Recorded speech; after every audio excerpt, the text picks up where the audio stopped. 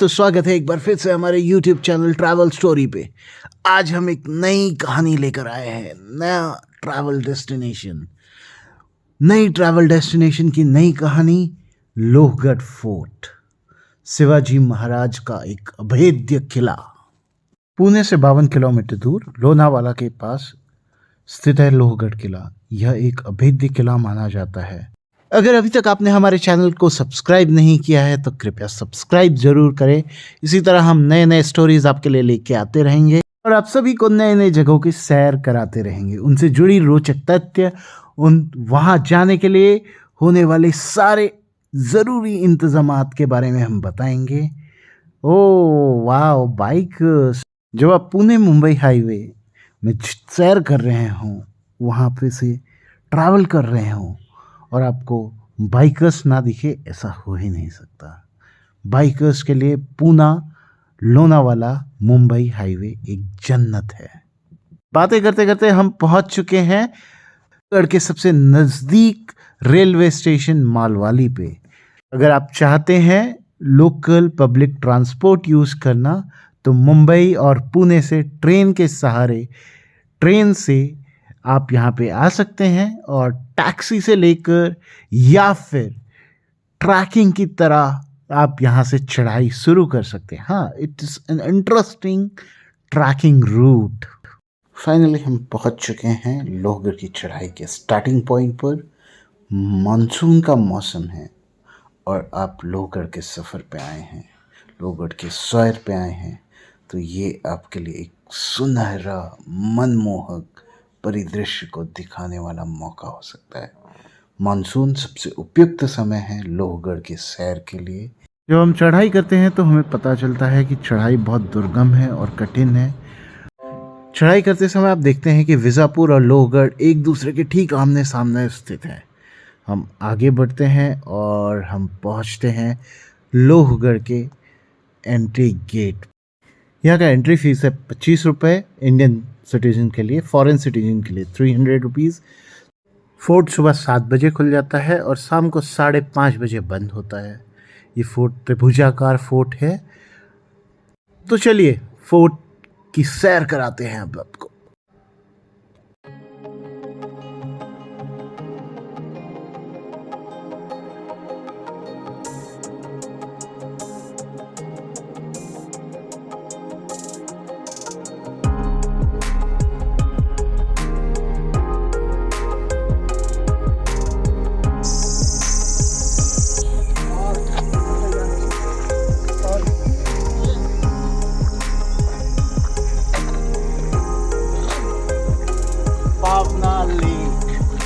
बहुत बड़ा लेक है, एक हॉट टूरिस्ट स्पॉट है।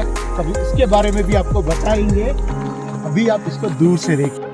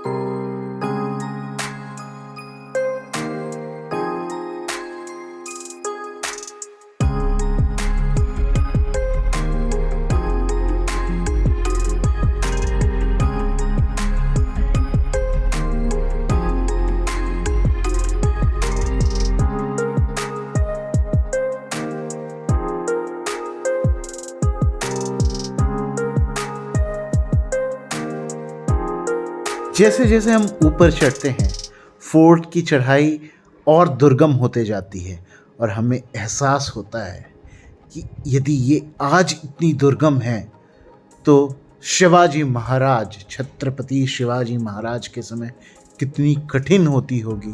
और वो कितनी सहजता से इन्हें पार कर लिया करते थे। प्रणाम है, साष्टांग प्रणाम है ऐसे भारत के महान सपूतों को, जो ऐसे दुर्गम रास्ते पे भी इतनी आसानी से चलते थे। और जैसे जैसे हम आगे बढ़ते हैं हमें समझ में आता है कि इस फोर्ट को अजेय क्यों कहा जाता है।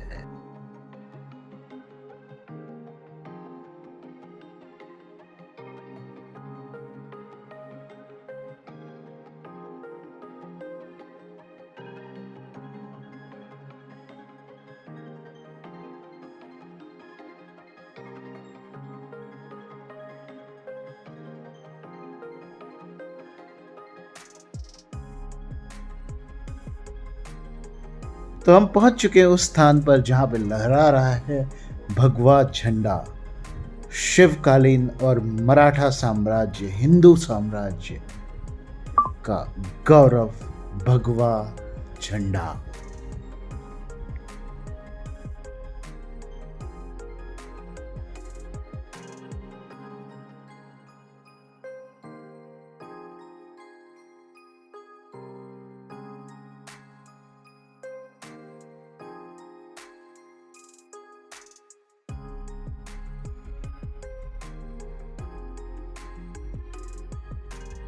यहाँ पर आप देख सकते हैं शिवकालीन सभागृह, जहाँ पे सारी मीटिंग्स वगैरह हुई करती थी उस समय।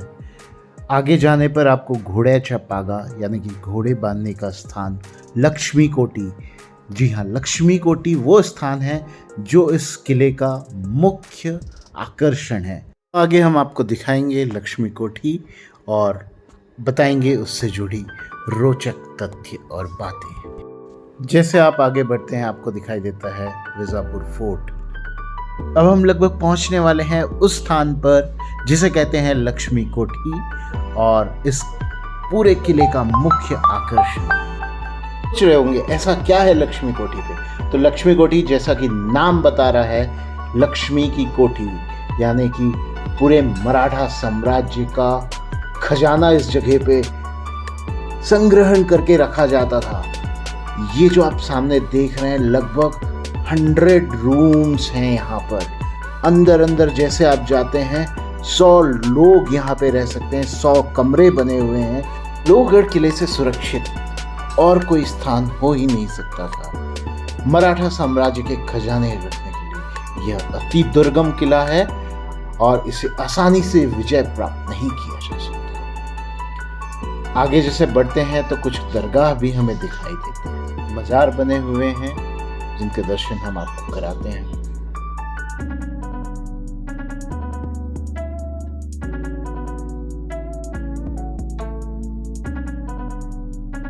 आगे बढ़ते हैं तो आपको एक शिव मंदिर दिखाई देता है। यह शिव मंदिर शिवकालीन है। शिवाजी महाराज के समय यहाँ पे पूजा अर्चना होती थी और अभी तक यह शिव मंदिर विद्यमान है।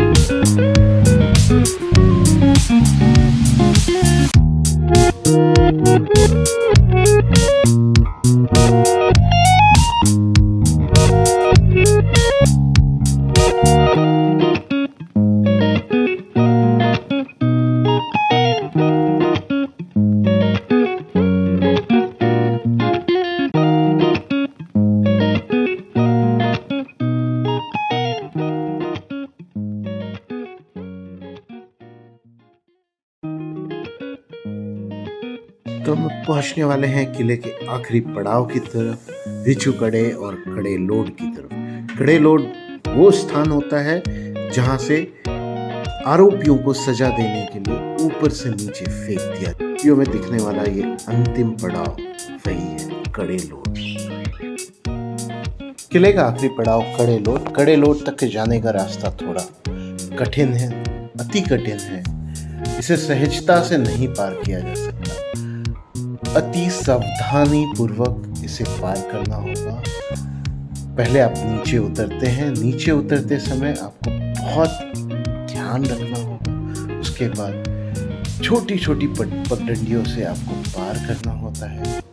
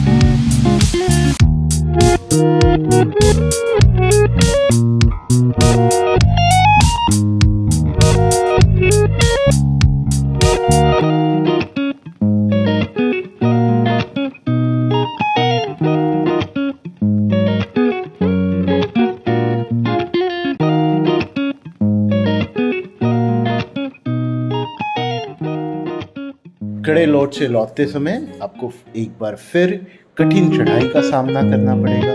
बच्चों के लिए विशेष कर ध्यान रखना होगा, और यदि आप मानसून में आ रहे हैं तो आपको अति ध्यान रखना पड़ेगा। आपके पैर में पहने गए जूते विशेष कर ट्रैकिंग के लिए होने चाहिए, स्लीपर नहीं होने चाहिए, लेदर शूज नहीं होने चाहिए। इस बात का आपको विशेष ध्यान रखना होगा।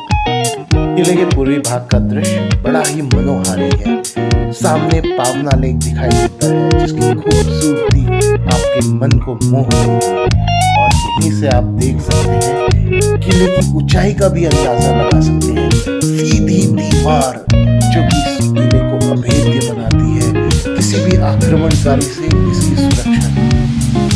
किले पर बंदरों से सावधान रहते हुए आपका कोई भी सामान छीन सकते हैं।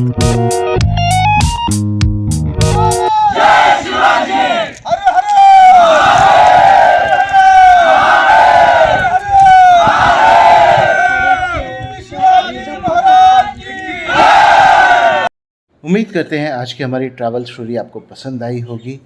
इसी तरह हम नई नई ट्रैवल स्टोरीज आपके लिए लेकर आते रहेंगे। कृपया हमारे इस चैनल को लाइक करें, सब्सक्राइब करें और शेयर करें। सबा खैर।